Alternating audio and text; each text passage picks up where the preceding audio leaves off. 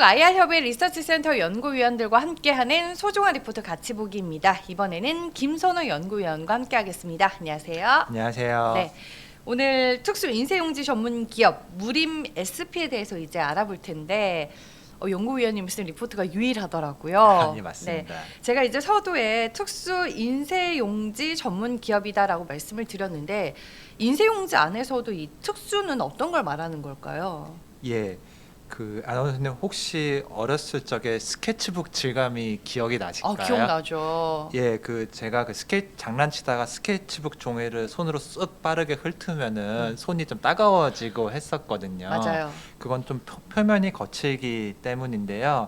이 그림에서 보시다시피 이 초지라고 써 있는 부분 보면은 표면이 이렇게 거칩니다. 그래서 원래 그 초반에 공정을 많이 거치지 않은 종이는 거친 상태로 보시면 되고요. 그리고 혹시 영양제나 화장품 상자의 질감이 기억이 나시나요? 참 빛이 나고 매끄럽죠. 예. 네.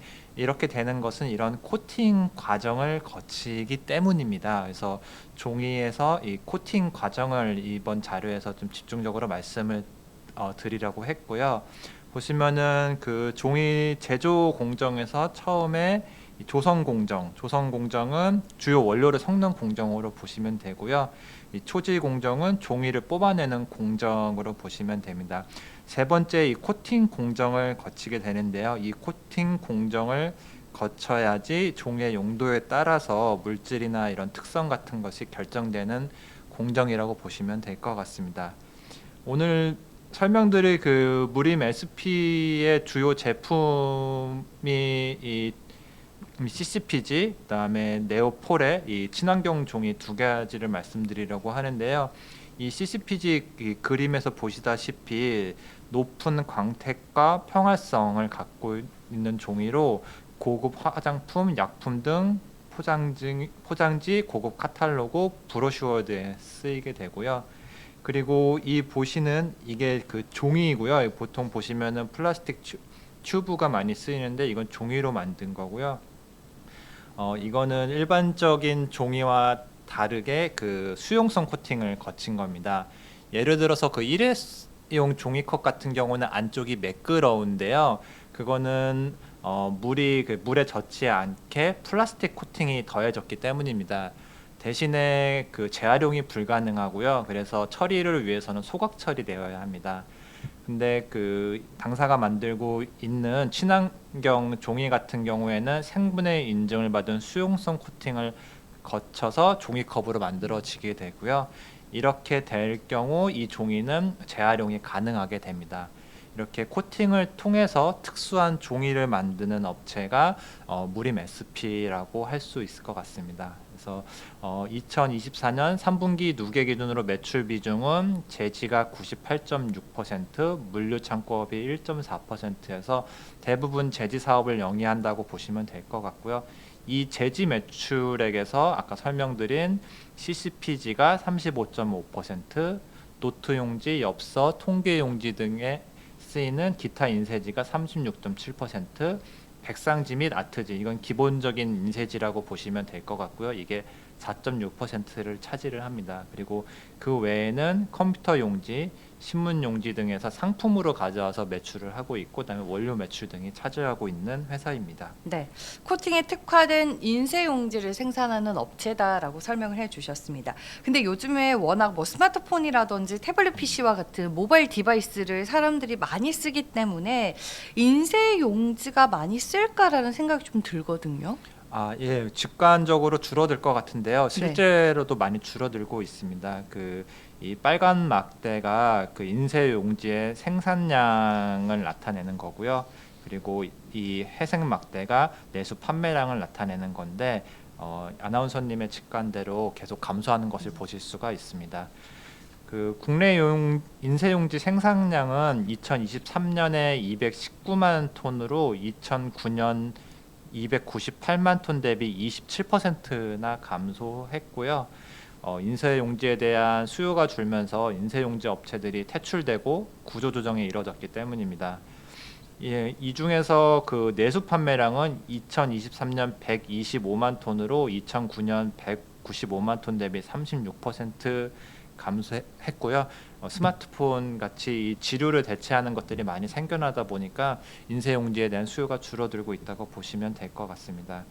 그리고 23년에 생산한 219만 톤의 인쇄용지 중에서요, 44%인 97만 톤을 수출하고 있고 연간으로 20만 톤 규모의 인쇄용지가 수입되고 있습니다. 그래서 절반가량을 국내에서 소화를 못해서 해외로 판매를 해야 되는 구조로 보시면 될 것 같습니다. 그래서 국내 인쇄용지 업체들은 생산 설비를 축소하거나 타 지종에 대한 투자를 확대해서 시장 축소에 대응을 해왔는데요. 그럼에도 불구하고 공급 과잉 구조가 지속되고 있다고 보시면 될 것 같습니다. 지금 인쇄용지 시장은 한솔재지, 한국재지, 무림페이퍼 계열 3사가 가점하고 있고요. 가점임에도 불구하고 높은 수준의 공급 과잉과 수입지 대체 가능성 등으로 가점 3사의 인쇄용지 업체의 가격 결정력이 약한 편입니다. 인쇄용지의 주요 원료인 펄프의 가격, 환율, 국제 유가에 따른 에너지 비용 등 대외 변수에 의한 비용을 제품 가격에 반영하는 수준에 따라서 업체들의 이익률이 결정되고요. 인쇄업체 이익률은 제조 원가의 50% 내외를 차지하는 펄프와 제품 가격과의 스프레드에 연동합니다. 그래서 이 무림페이퍼의 그 인쇄용지 영업이익을 보시면은 인쇄용지 펄프 스프레드와 연동하는 모습을 보실 수가 있습니다. 네, 시장 규모가 축소되고 있고 공급 과잉으로 관련 업체들의 가격 결정력이 그리 높지는 않은 상황이지만 이런 현황 속에서도 무림 SP는 어떤 부분에서 저희가 투자 포인트를 찾을 수 있을까요? 예, 그 서두의 코팅, 그 종이에서 물성을 결정하는 코팅에 대해서 말씀을 드렸는데 조금 더 설명을 드리면서 투자 포인트를 말씀을 드리겠습니다. 이 코팅에 쓰이는 코팅액은 안료, 접착제, 첨가제 크게 세 가지 물질로 구성되고요. 안료에는 탄산칼슘이나 백토와 같은 그냥 미세 돌가루라고 보시면 될 것 같고요. 종이의 불투명도를 향상시키고 부드러운 질감을 더하며 종이의 내구성을 높이는 역할을 합니다. 백토를 쓸 경우에는 종이를 매끄럽게 하고 광택을 부여하고 인쇄할 때 뒷면에 활판 자국이 나지 않게 도와주고요. 접착제는 라텍스나 전분 등이 쓰이고 첨가제로는 형광염료, 윤활제, 증점제 등이 쓰입니다. 이 코팅액을 구성하는 안료, 접착제, 첨가제의 조성 및 배합비에 따라서 최종 제품인 종이의 특성이 결정이 되고요. 코팅지에서 특수지는 방수, 내유성, 기름에 저항하는 성질, 보안 기능 등 추가적인 목적을 더해서 더욱 정밀한 코팅 공정을 거치게 된다고 보시면 될 것 같습니다. 그래서 무림 SP는 매출 비중에서 보셨다시피 특수지 생산 비중이 높고요. 그러다 보니까 코팅액이 차지하는 비중이 높을 것으로 추정이 됩니다. 그래서 아까 인쇄용지 업체를 보여드렸을 때 펄프 가격이 중요하다는 말씀을 드렸었는데 무림 SP 같은 경우에는 코팅액의 원료가 되는 것들이 중요하게 원가를 차지한다라고 보시면 될 것 같습니다. 원가에서 중요한 부분을 차지함에도 불구하고 부원료 가격 변동분을 고객에게 전가하는데 어려움을 겪어왔고요. 지난 10년 동안 무림 SP의 매출 총이익과 전분 외 구매 단가와의 상관관계를 분석해 본 결과 마이너스 0.74의 높은 음의 상관관계가 나타났습니다. 이 말은 부원료 가격이 상승할 때 특수 인쇄용지 가격을 충분히 올리지 못했다는 뜻이고요. 특히 이 CCPG 시장에서 동사가 압도적인 점유율 23년 기준으로 국내 기준으로 95%입니다 하면은 아쉬운 부분인데요. 이 높은 시장 점유율에도 불구하고 무림 SP의 가격 결정력이 약한 이유는 시장에 대체재가 존재하기 때문입니다. 고객이 CCPG 가격이 너무 높다고 판단할 경우 CCPG의 높은 광택과 평활성을 포기하고 낮은 사양의 인쇄용지를 선택할 수가 있습니다. 그러므로 무림 SP의 부원료 가격이 낮은 환경이 동사에게 유리하고요. 표 보시면은 축을 보시면은 부원료 가격이 X축이 부원료 단가고요. 부원료 단가가 낮을 때 매출 총이익이 많이 나온 것을 보실 수가 있습니다. 그래서 부원료 단가가 낮아야지 실적이 잘 나왔다라고 보시면 될 것 같고요. 그 시계열로 이렇게 보신 차트를 보면은 부원료 단가가 역축인데 부원료 단가가 21년부터 해서 급속하게 올라왔고 이게 빠졌으면 그림상으로 빠지는 걸 보이지만 왼쪽은 그 역축으로 그려놓은 거고 그때 실적이 빠진 것을 보실 수가 있습니다. 이 CCPG 코팅액의 접착제 역할을 하는 전분의 가격이 코로나 기간에 가격이 급등했습니다. 2020년 톤당 483달러에서 22년, 23년에는 560달러까지 상승했고요. 무림 SP의 사업 보고서에 기재되어 있는 부원료 단가도 20년 43.7만 원에서 23년 63만 원까지 상승했고요. 그러다 보니까 상관관계에서 말씀드렸듯이 20년 175억 원 고점을 기록했던 무림 SP의 매출 총이익이 2023년 55억 원까지 떨어졌습니다. 그래서 부원료 가격 상승분을 충분히 전가하지 못하면서 실적이 빠졌다 이렇게 정리할 수가 있고요. 최근 가격까지 나온 태국 타피오카 전분 가격 추이를 보시면은 요 차트 보시면 이렇게 하락세를 확인하실 수가 있고요. 요 고점이 23년 12월입니다. 그래서 2003년 12월 고점을 기록해서 24년 타피오카 전분 가격은 전년 대비 4.4% 빠졌고요. 25년 1월에는 424달러 기록을 해서 24년 평균 가격 대비 20.8% 가격이 빠졌어요. 그래서 이거는 전분 재료가 되는 옥수수 밀 등의 곡물 가격이 안정세에 있고 전 세계 경제 불확실성이 높아지면서 수요가 부진한 점이 가격 하락에 기여하고 있는 것으로 보입니다. 말씀드렸듯이 부원료 그 가격이 빠지는 게 유리하다고 말씀을 드렸고요. 24년에 이미 실적이 턴어라운드 된 것으로 보이고요. 25년에는 본격적으로 그 추가적인 실적 개선이 된다는 게 무림 SP의 투자 포인트로 말씀드리겠습니다. 네. 투자 포인트로 짚어주셨지만 일단 실적 측면에서 부원료 가격이 낮아지는 게 상당히 중요하잖아요. 올해는 그러면 실적 분위기를 좀 어떻게 전망해 볼 수 있을까요? 예, 이게 실적과 관련한 핵심 차트라고 보실 수 있을 것 같은데요. 그 태국 타피오카 전분 가격하고 매출 총이익 이것도 좀 역축으로 보셔서 이렇게 된 거를 가격이 올랐다고 보시면 가격이 내려가는 거를 실선이 내려오는 거를 가격이 오르는 걸로 보시면 될 것 같은데 보시면은 가격의 시차가 존재합니다. 이거를 상관관계를 그러니까 타피오카 전분 가격이 고점을 찍은 후 2개 분기 정도 지난 다음에 매출 총이익이 저점을 찍는다라고 말씀드릴 수 있고요. 제가 상관관계를 분석한 결과 2015년 1분기부터 24년 3분기까지 매출 총이익과 6개월 전 타피오카 전분 가격과 상관관계에는 마이너스 0.64를 기록해서 높은 음의 상관관계를 띠고 있고요.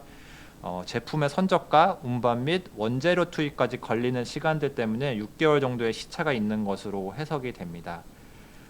근데 아까 차트 전분 가격 차트에서 보시다시피 이 가격이 작년 하반기 이후 급격하게 빠졌습니다. 그 말은 작년 하반기에 급격하게 빠진 것들이 25년에 본격적으로 투입된다는 얘기고요.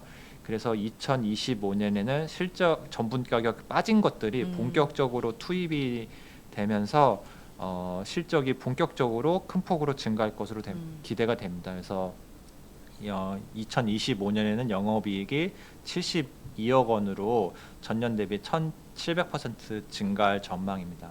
참고로 이 회사 시가총액이 300억이 조금 넘으니까요. 네. 그래서 72억이란 영업이익은 꽤 대단한 큰 숫자라고 말씀드릴 수 있을 것 같습니다. 네.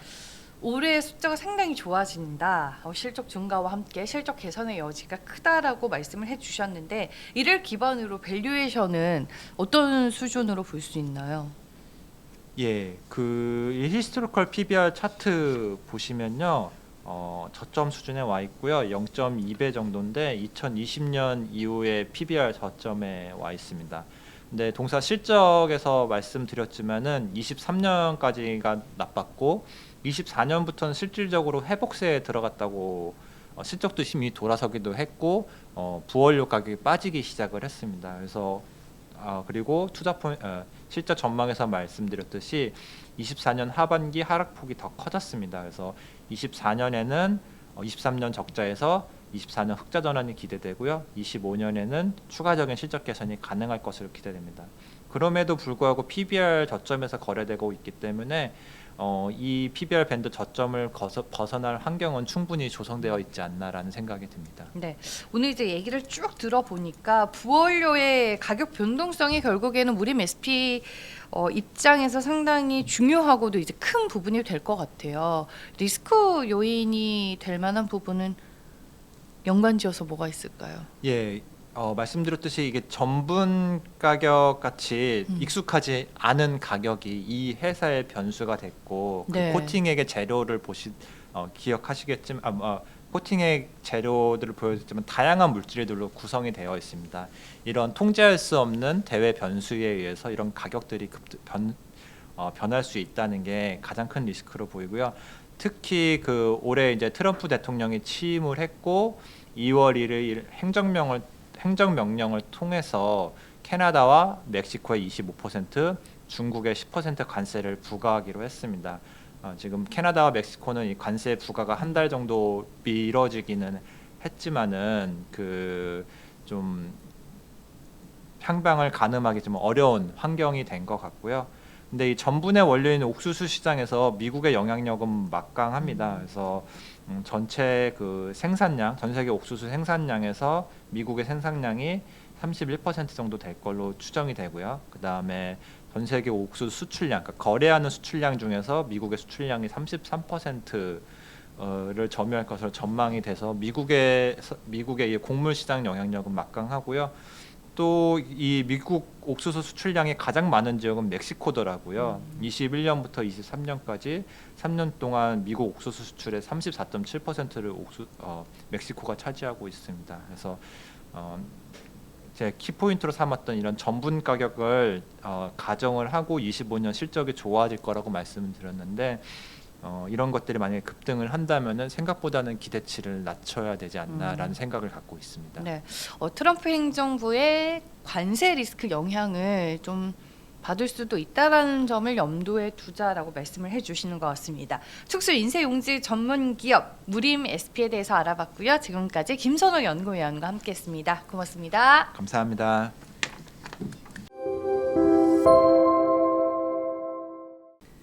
네, 시총이 작아서 기업에 대한 자료가 없어서 투자하기 힘들다 하시는 분들은 한국 IR협의 리서치센터 연구위원들이 직접 쓴 리포트 참고하시길 바라겠고요. 소중한 리포트 같이 보기로 지금부터 동영상 콘텐츠로 또 쉽게 공부하실 수 있습니다. 이번에는 이원재 팀장 나와 있습니다. 안녕하세요. 네, 안녕하세요. 네. 대표적인 조선 기자재 관련 회사 오늘 이제 태광에 대해서 알아볼 겁니다. 최근에 시장에서 LNG선과 관련된 모멘텀이 또 아주 많은데 조선 기자재 안에서도 태광은 뭘 주력으로 하는 회사일까요? 네, 제가 찾아보니까 제가 비슷한 내용을 전에 아나운서하고 했었는데 벌써 네. 2년 전이더라고요. 이 성광밴드를 얘기하면서 기억나요. 제가 이게 피팅이라는 게 버추 웰딩이라고 해서 주로 이제 산업 플랜트에 들어가는 파이프가 필요하잖아요. 그 네. 파이프를 서로 연결해주는 그 피팅이라고 하고 이제 한국말로 하면 이제 관이음새 이런 것들이 있는데 그런 사업을 하는 기업이 국내에 이제 성광밴드랑 태광이 있는데 성광밴드는 주로 이제 내수에서 한 60% 정도 차지하고 또 태광이 한 40% 정도 차지해서 거의 내수 시장을 성광과 태광이 이제 양분하는 그런 구도로 되어 있고요. 근데 반대로 글로벌 시장에서는 태광이 글로벌 피팅 시장에서 1위 매출액을 차지하고 있습니다. 성광밴드가 2위이고 이제 이태리 업체 2군데 정도가 있어가지고 거의 한 4개 정도 업체가 글로벌 시장을 이제 거의 과점하고 있는 이런 체제라고 볼 수가 있겠는데 제목에서 보시듯이 중동과 북미의 LNG 프로젝트 확대로 소외가 장기화될 전망이다 이렇게 말씀을 드리고 있는데요. 일단 보시면 기업 개요부터 설명을 드릴게요. 1965년도에 설립된 기업입니다. 거의 올해가 창립 60년 차 되는 그런 기업이고 전에 말씀드렸던 성광밴드가 63년도에 창업이 되었거든요. 재밌는 스토리는 이 두 이제 창업자께서 이제 성광밴드의 이제 안 회장님 그리고 이제 이 태광의 윤종규 회장 지금 자꾸 하셨지만 이분들이 60년대 그러니까 63년 65년도에 같은 회사에 다니고 있었던 거예요. 관이음새 같은 회사에 다니고 있다가 나와서 부산 김해공항 근처에 그 이제 회사를 각각 차린 거죠. 태광과 성광을 차렸는데 그 회사가 지금 현재 세계 1, 2위 업체를 가고 있다는 겁니다. 그래서 부산 강서구에 위치한 이제 향토 기업이다 이렇게 말씀을 드리겠고요. 국내 1위, 그러니까 글로벌 1위는 태광인데 아까 말씀드린 대로 내수 시장에서는 이제 성광밴드가 시장 점유율 60%를 차지하고 있기 때문에 국내 내수 시장에서는 성광이 잘하고 있고 글로벌 시장에서는 태광이 잘하고 있다 이렇게 이해를 하시면 될 것 같아요. 그래서 주로 사업군을 보면 주로 이제 국제 유가하고 관련된 산업들이 주로 이제 차지하고 있습니다. 석유화학이라든가 가스 그리고 조선, 발전, 뭐 담수 공장 이런 플랜트들이 주로 이제 수요처고요. 직접적인 고객사로는 EPC 업체들, 즉 국내 건설사들이 해외 플랜트 수주를 할 거 아니에요. 그럼 거기에 들어가는 파이프 피딩률을 공급하기 때문에 국내 1차 고객사는 주로 EPC 업체다 이렇게 이해를 하시면 될 것 같고요. 그리고 이 제품들을 한번 보여드릴게요. 보시면 파이프를 서로 연결하는 거잖아요. 그래서 여기 보시면 엘보라고 해서 엘보는 우리 팔꿈치를 엘보라고 하잖아요. 그 양쪽에 파이프를 서로 연결해주는 이런 엘보가 있고요. 두 번째 T라고 하는 것은 이게 T자 모양이잖아요. 파이프 세 개를 유체의 흐름을 바꿔주는 파이프 세 개를 연결해서 이렇게 T가 들어가고요. 사이즈는 이렇지만 이걸 직접 보면 사람이 안에 들어가도 남을 정도로 뭐 2, 3m 되는 큰 그런 사이즈들이고요. 리듀서 같은 경우에는 보시면 파이프 사이즈가 다를 때 두 개를 이제 연결할 때 리듀서를 사용하고요. 캡이라는 건 이제 파이프를 마감재로 끝에 마감을 할 때 쓰는 그런 기자재라고 보시면 될 것 같습니다. 그래서 전체적으로는 석유화학 부분이 가장 크고 그다음에 이제 조선이 한 11% 되고 기타 부분이 51%인데 이것은 일단은 EPC 업체로 주로 나간다고 했잖아요. EPC로 나가지만 엔드 유저가 뭔지는 알 수 없는 그런 상황을 이제 기타로 묶었는데 대부분은 역시 석유화학이나 가스 이런 플랜트 쪽이라고 보시면 될 것 같습니다. 그래서 여기 보시면 석유화학이 지금 34%로 되어 있지만 실제로는 거의 뭐 한 60, 70% 이상 넘어갈 걸로 이렇게 추정이 됩니다. 그리고 동사의 수출 비중을 보면은 거의 전체적으로 내수 수출 비중은 태광은 85%가 수출이거든요. 85 거의 뭐 절대적으로 수출 비중이 높은 수출 기업입니다. 그 중에서도 중동이 50%를 차지하고 있고 미주 지역이 27%를 차지하고 있습니다. 그래서 미주 지역은 뭐 한 3년 전만 하더라도 10%대였는데 최근에 LNG 프로젝트가 계속 러우 전쟁, 러시아 네. 우크라이나 전쟁 이후로 미국이 이제 수출 1위국이 되었잖아요. 23년부터. 그러면서 미주 쪽으로 지금 수출 비중이 높아지고 있는 그런 상황입니다. 그리고 종속 기업으로는 주목할 만한 게 HYTC라고 있는데요. 2차 전지, 극판 그리고 조립 공정에 들어가는 장비를 공급하는 기업이고 연간 매출액이 한 3,400억 정도 되고 꾸준하게 이제 영업이익을 창출하는 회사인데 지난해는 이제 아시다시피 이제 2차 전지 쪽에 캐즘으로 인해서 이제 매출도 감소를 했고 영업이익도 거의 나지 않은 그런 상황입니다. 이상 기업 소개에 대해서 말씀드렸습니다. 그러니까 2년 전에 성광밴드를 소개해 주실 때도 산업 플랜트용 피팅 시장에 대해서 이제 전체적으로 짚어 주셨잖아요. 네. 2년 동안 많은 것들이 바뀌었나요? 아니면 좀 어때요? 많이 바뀌었습니다. 네. 2년 사이에 보면은 그 분기점이 된 거는 22년이었던 것 같아요. 22년 2월에 러시아가 우크라이나를 침공하면서 이제 러시아에서 유럽으로 가는 그 PNG라고 하죠. 그 LNG가 아닌 그 육상 천연가스 PNG 라인이 끊기면서 결국은 그 물량이 이제 미국이나 카타르나 이런 중동이나 미주 쪽에서 이제 가면서 LNG의 그 액화천연가스죠. LNG의 해상 물동량이 증가한 거죠. 그러면서 23년도 이후로 이제 미국이 호주나 카타르를 제치고 수출 1위국으로 부상하면서 물량이 많아진 거죠. 그래서 LNG 프로젝트도 늘어나고 덩달아서 이제 조선 LNG 선박도 늘어나고 하면서 이제 국내 그런 업체 조선주 포함해서 수혜를 보고 있는 거죠. 그래서 차트를 보면은 국내 내수 시장만 보면은 2013년 그러니까 한 11년, 12년 이전에 보시면 내수 양사 합산 내수 매출액이 한 2,800억 대였습니다. 상당히 높았는데 그 이후로 2014년 지나면서 이제 저유가 시대로 이제 빠졌죠. 그래서 2015년부터 2020년 코로나까지 거의 유가 국제 유가 평균이 거의 50불 배럴당 50불 정도까지 떨어졌어요. 2013년 이럴 때가 이제 거의 90불, 100불대였거든요, 유가가. 그러면서 반토막 나면서 이렇게 내수 시장에서도 매출액이 거의 절반 정도 이하로 빠진 그런 상황이 지속되고 있고 지난해 3분기까지 나온 데이터를 보더라도 한 800억대 정도밖에 안 됩니다. 연간으로는 한 1,100억, 1,200억대 됐을 걸로 보는데 결국은 과거 호황 대비 절반 이하 수준의 내수 시장은 아직까지도 머물러 있다 이렇게 이해를 하시면 될 것 같고요. 수출 시장을 보면은 이제 태광이 글로벌 1위 업체고 그리고 23년 이후에 23년도까지 국제 유가가 높았잖아요. 막 네. 90불대 막 다시 가고 그러면서 높았는데 지금 현재 국제 유가는 배럴당 한 70불 정도 선으로 떨어져 있는 상황입니다. 지난해도 계속 유가가 약세를 보였고요. 그러면서 에너지 기업들의 그 투자가 살짝 위축된 면이 있고 23년도에 워낙 강했기 때문에 그 기저 효과로 인해서 지난해는 좀 슬로우 다운된 그런 상황이에요.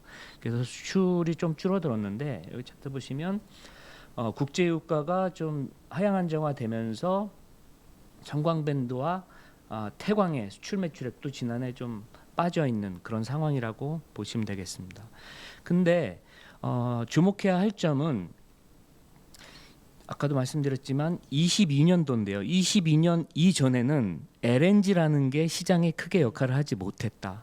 그래서 중동만 바라보던 시장이었다는 것이죠. 근데 22년 이후에 LNG 해상 물동량이 늘어나면서 이제 미국발 LNG 특수가 최근 한 2, 3년 사이에 생긴 거죠.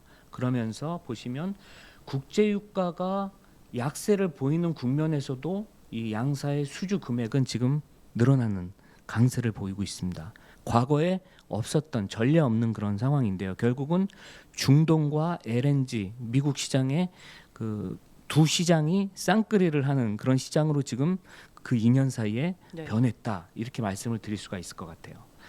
그래서 이 피팅 업체들의 그 미래 수요를 알 수 있는 데이터들이 주로 이제 국내 EPC 업체들의 해외 플랜트 수주가 어떻게 되느냐 그 추세를 보면 되는데요.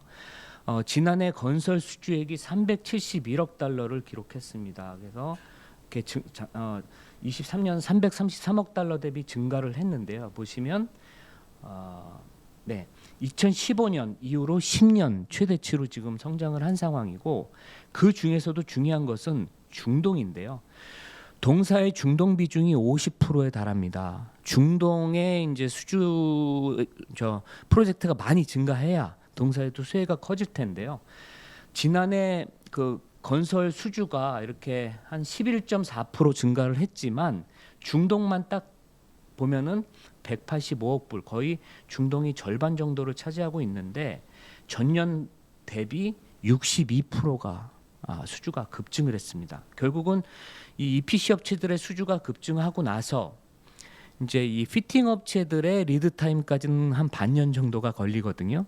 이 순차적으로 이제 피팅 업체들의 수주로 이어질 그런 수주라고 보여지고 더 중요한 것은 해외 EPC 업체들이 수주를 받았는데 그 수주가 예를 들어서 뭐 건축 사무소를 설계한다든가 이런 거면은 동사에는 도움이 안 될 거 아니에요. 제일 중요한 것은 그 산업 플랜트 중에서 산업 설비여야 된다는 겁니다. 석유화학 플랜트라든가 가스 플랜트라든가 발전소라든가 이런 플랜트 산업 설비 비중이 높아져야 파이프 수요가 늘어난다는 거죠. 근데 보시면 산업 설비 수주 비중이 지난해 65.5%로 7년 만에 다시 60%대를 회복했다는 것입니다. 여기 보시면 이 빨간색 보시면 이게 이제 산업 설비인데요. 보시면 2015년 이후로 가장 높은 수준을 보이고 있고 수주 비중도 60%대를 지금 회복했다는 것이죠.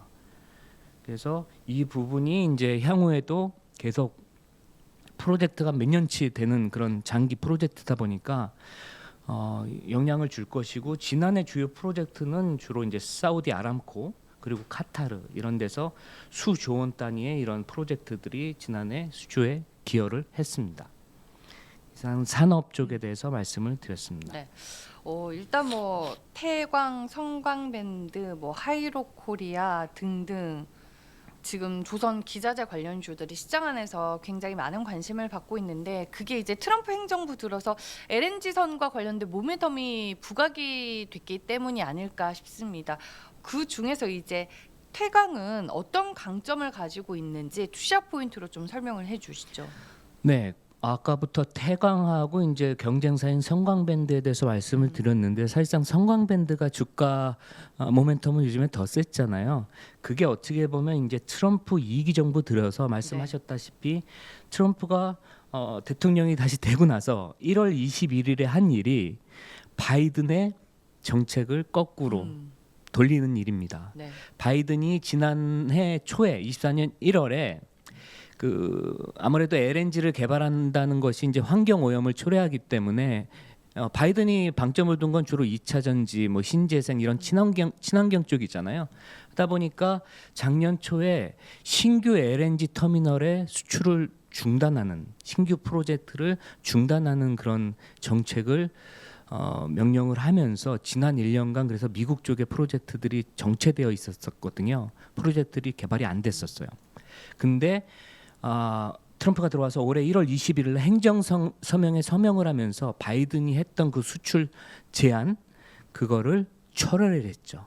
그로부터 이제 이 LNG 쪽이, LNG 수출 터미널이 바이든 정부의 최대 수혜 산업이다, 이렇게 시장에 알려지면서 주가가 급등하기 시작했고요.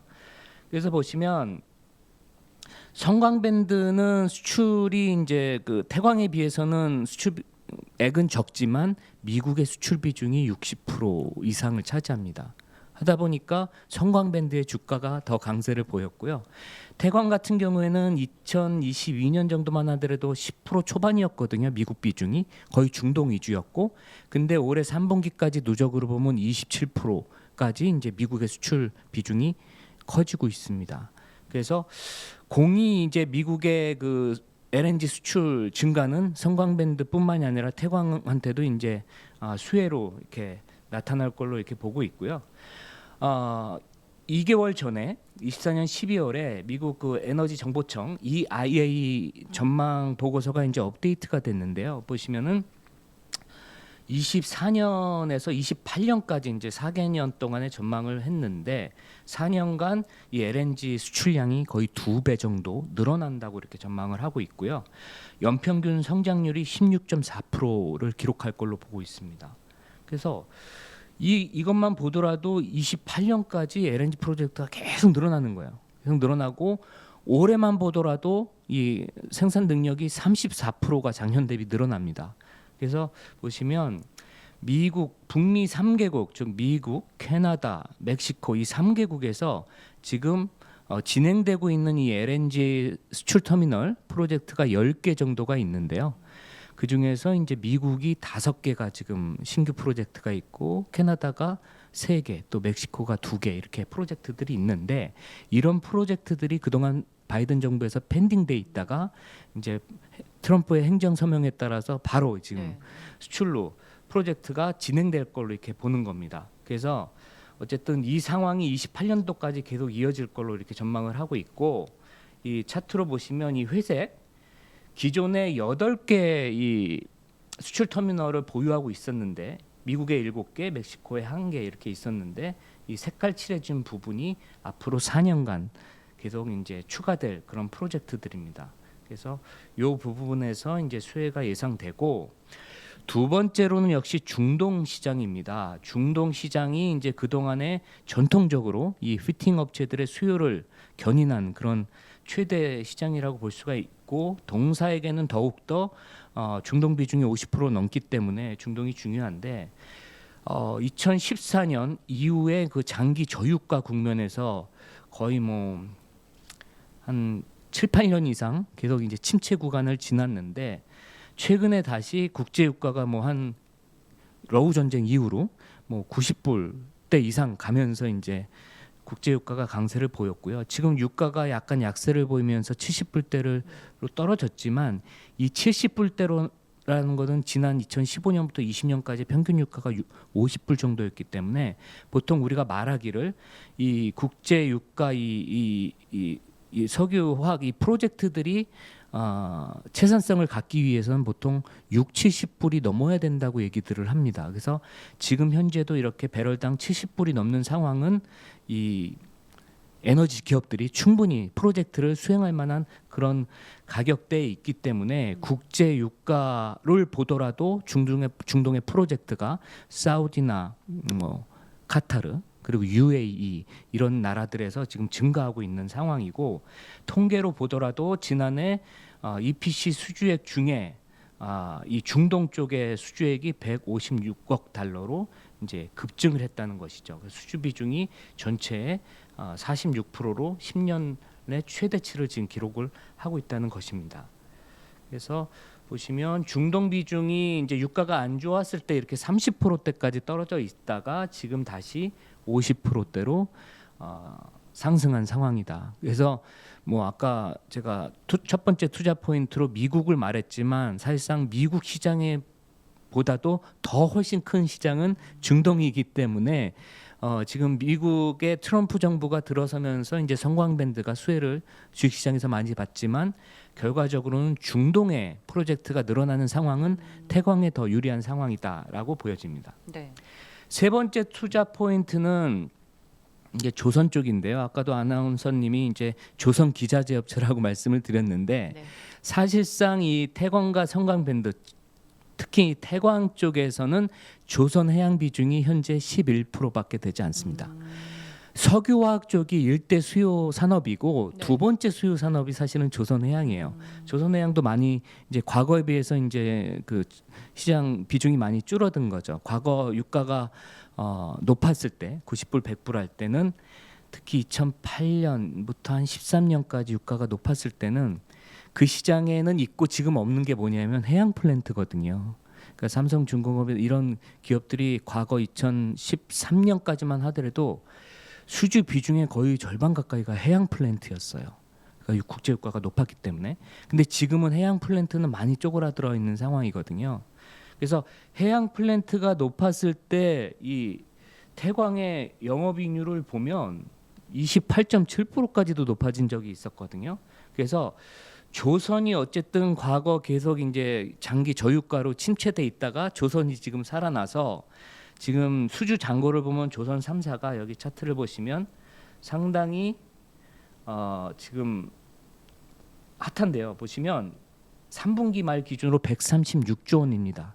이 조선 3사의 수주 잔고가 이게 2008년도 140조 원에 육박하는 상황이에요. 그러니까 2008년도가 거의 최대 호황 시기였는데 그 시기를 지금 다시 넘보고 있다.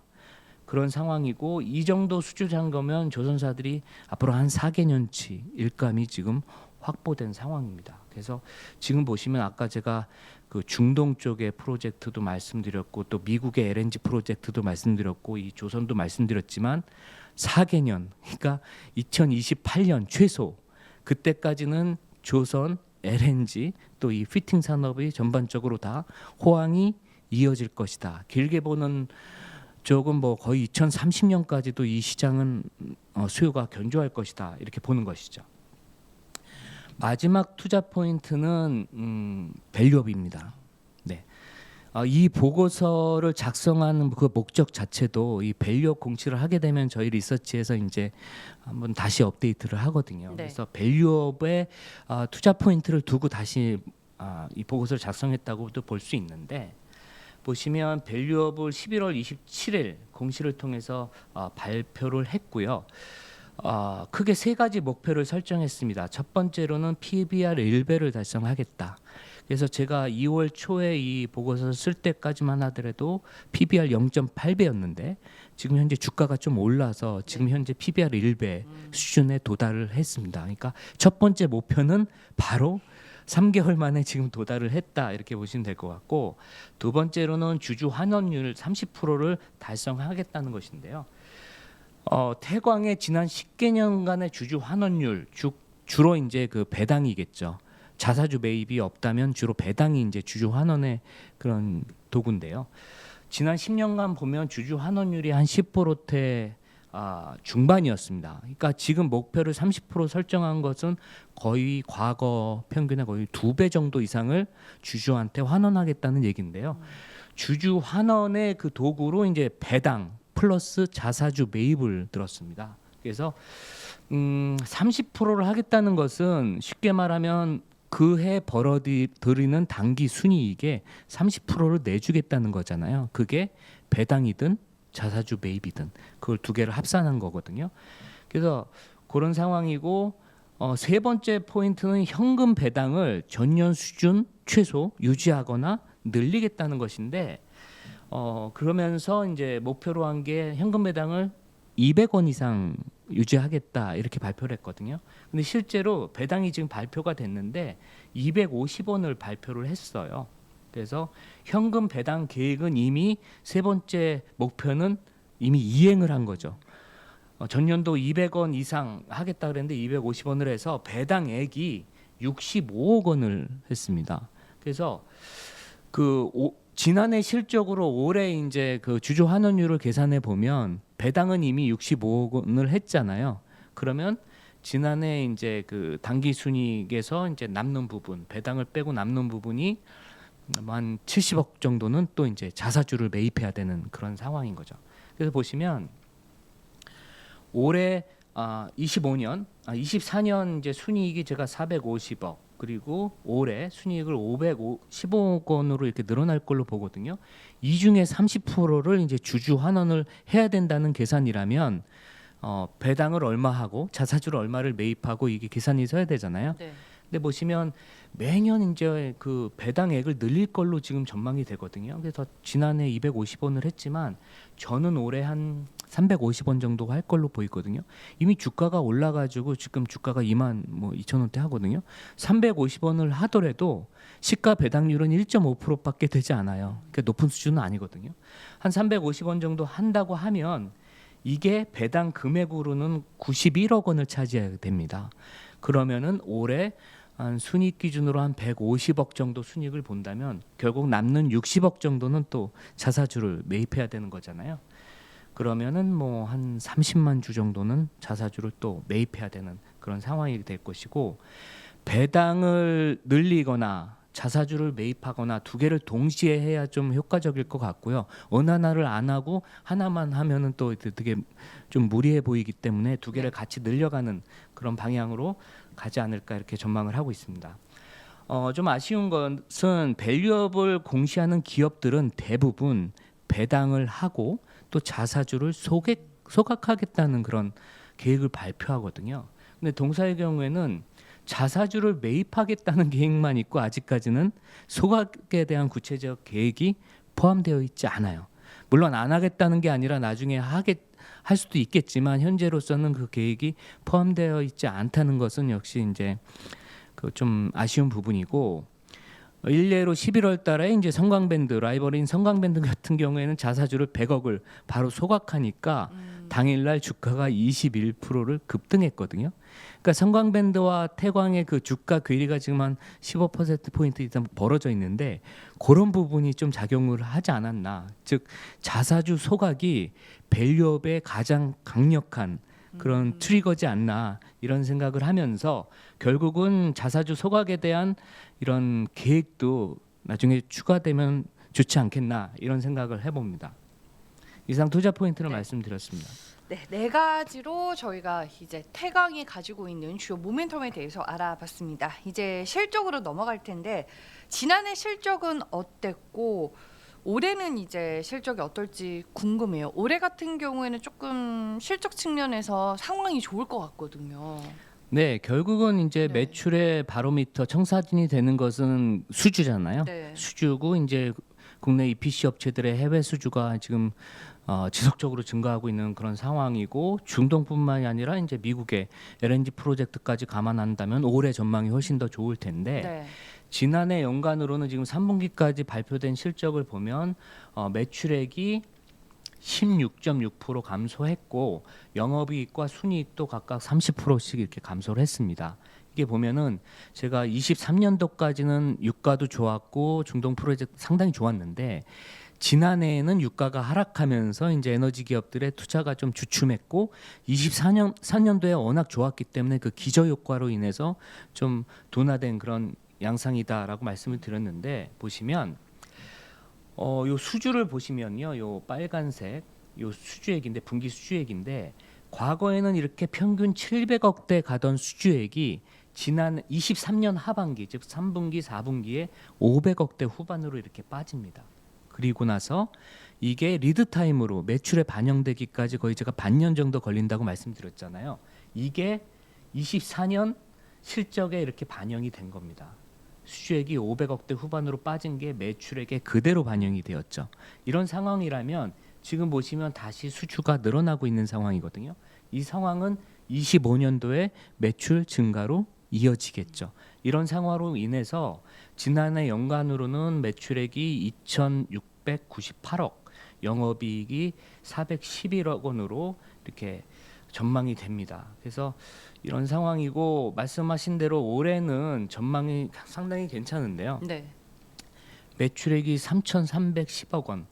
그러니까 23년도에 기록했던 매출액을 넘어서 다시 3천억대로 회귀할 걸로 이렇게 보이고 영업이익은 588억 원. 즉 매출액은 13년 최대치 2012년 이후에 영업이익은 2008년 이후 17개년 동안 최대치를 기록할 걸로 보입니다. 그러니까 아까 말씀드린 대로 2008년도가 가장 호황 국면이었는데 오히려 그 상황을 지금 넘어갈 수 있는 그런 상황으로 지금 보인다는 것입니다. 그래서 요약해 드리자면은 중동 부분도 상당히 좋고 또 미국의 LNG 프로젝트가 지금 다시 시작되는 그런 분위기이기 때문에 연간 수주액이 지난 수년간은 동사의 수주액이 한 2,500~600억 정도였어요. 계속 매년. 그러다가 올해는 이게 3천억 원대를 터치할 만한 그런 상황이 아닌가 이렇게 전망을 하고 있습니다. 네, 수주가 실적에 반영이 되는 본격적인 구간이다라고 정리를 해볼 수 있겠습니다. 저희가 오늘 이제 성강 밴드와 경쟁사다라는 얘기를 참 많이 드렸는데 경쟁사로 꼽히는 성강 밴드와 비교했을 때 밸류에이션은 어떤 수준일까요? 네. 밸류에이션이 상당히 괴리가 벌어진 상황인데요. 네. 재밌는 것은 이 두 기업은 우리가 이제 더비라고 표현을 하잖아요. 뭐 양키스와 매치를 표현하거나 네. 아니면 뭐 그 두산이 있다면 LG가 있거나 이렇게 같은 지역에 연고를 두면서 라이벌인 관계 이런 관계가 딱 여기에 맞는 관계 같아요. 이 부산 강서구에서 서로 60년 전에 시작한 이 두 기업 지금도 이제 부산의 향토 기업인데 내수와 수출 비중에 따라서 매출액이 비슷했다가 벌어지기도 하고 네. 시가총액도 주가도 똑같이 가다가 벌어지기도 하고 이런 양상을 계속 보여왔거든요. 그러니까 투자자들 입장에선 이거를 아비추리지로 교체 매매가 가능한 거예요. 두 회사가 비슷한 회사인데 괴리가 벌어지는 거죠. 지금은 그 괴리가 30% 이상 벌어져 있어요. 이 보시면 차트를 먼저 보여드리면 두 회사의 과거 10년간의 주가입니다. 보시면 빨간색이 태광이에요. 그러면 비슷하거나 태광이 그동안 늘 우위에 있었다는 거죠. 이 두 회사가 발행 주수도 비슷해요. 태광은 2,650만 주고 성광밴드는 2,800만 주 후반이거든요. 그렇다 보니까 주가도 비슷하고 시가총액도 그동안 비슷하게 유지가 되어 왔는데 보시면 24년 이후로 이게 급 벌어지죠. 괴리가 이렇게 막 30% 이상 벌어지는 유례 없는 상황이에요. 그러니까 이 두 회사 간의 괴리는 그동안 평균 10% 이내에서 움직였는데 성광밴드가 지난해 160% 정도, 지난 1년간 10,000원에서 지금 27,000원 하니까 160% 이상 급등한 상황이고 그 사이에 이제 태광은 그거보다 덜 성장했거든요. 한 60-70% 이렇게 성장을 했습니다. 물론 코스닥 대비로는 거의 70%포인트 이상 아웃퍼폼을 했지만 성광밴드, 라이벌인 성광밴드에 비해서는 거의 반만 오른 그런 상황이거든요. 그래서 이 상황을 요약해 보면 결국 이유가 있을 텐데요. 보시면 제가 그동안은 전통적인 수요가 중동이었는데 지난해부터 미국 쪽에 특히 23년도부터 미국의 LNG 프로젝트의 시장이 주목하면서 수혜 업체가 어디냐를 봤을 때는 성광밴드가 미국의 노출 비중이 60%를 넘으니까 그 부분에서 이제 수혜를 보고 있고 또 실제로 보면은 이 수주액도 보면은 3분기까지 실적이 나왔지만 태광은 전년 동기 대비 수주액이 증가하지 않았는데 미국은 미국으로 인해서 수주액이 증가를 했습니다. 1,300억대에서 1,600억대로 수주액이 뭐 한 20% 이상 증가를 했거든요. 이 부분. 또 미국의 매출 비중이 성광밴드는 60% 이상 가면서 전년 동기 대비 3분기까지 보면은 미국향 매출액이 거의 50% 이상 급증을 했어요. 근데 태광은 미국에서는 증가하지 않았거든요. 네. 그러니까 그런 부분이 성광밴드로 이제 주가가 더 모멘텀이 더 강해진 이유가 아닐까 이렇게 보고 있고요. 또 하나는 수익성입니다. 미국 쪽에서 워낙 잘 나가고 이제 매출액이 좋다 보니까 성광밴드의 3분기까지 누적 영업이익률은 20%대 거의 중반이거든요. 24%인가 그런데 동기간에 태광은 영업이익률이 떨어지면서 17%대로 20%대 있다가 17%대로 떨어졌습니다. 두 회사 간의 영업이익률 차이가 거의 7%포인트 차이로 또 벌어졌어요. 이런 상황이고 더 나아가서는 제가 말씀드렸다시피 지난해 7월에 성광밴드가 자사주 소각을 공격적으로 하면서 주가가 한 번에 20% 이상 급등을 하면서 그 차이가 더 두 양사 간의 주가 차이를 벌려놓은 거죠. 그래서 보시면 결국은 뭐 LNG라든가 이 중동 시황이나 뭐 조선이나 다 봤을 때 두 회사의 수혜는 같이 갈 거예요. 같이 가는데 단기적으로 트럼프 2기 정부가 들어오고 나서 미국 쪽에 이제 시장이 주목을 하다 보니까 성광밴드의 주가가 더 강세를 보인 거 아니냐 이렇게 전망이 되고요. 투자자 입장에서 본다면 그럼 지금 성광밴드를 살 것이냐 태광을 살 것이냐 저희가 어떤 업체를 사자 말자라고는 잘 표현을 안 하지만 굳이 제가 투자자 입장에서 본다면 두 회사가 그동안 시가총액이나 주가가 같은 양상이었고 밸류에이션이 같은 상황이었는데 예를 들면은 매출액은 태광이 더 앞서 있습니다. 훨씬 매출액이 더 높아져 있고 수주 금액도 성광밴드는 1,600억인데 태광은 거의 2,000억에 육박해요. 수주 금액도 이제 태광이 높습니다. 3분기까지의 순이익을 보면 태광은 329억이고 성광밴드는 330억이에요. 같죠? 순이익이 같습니다. 만약에 시장에서 멀티플을 두 회사에 대해서 PER 멀티플을 똑같이 준다면 시가총액은 같아야 되죠. 네. 그죠? 이론적으로 같아야 되는데 그게 지금 30% 이상 벌어져 있다는 얘기고 매출도 1위고 수주 1위는 태광이에요. 근데 주가는 성광밴드가 30-40%가 비싼 이런 상황이라는 것은 제가 투자자 입장이라면 교체 매매를 하겠다는 것이죠. 네.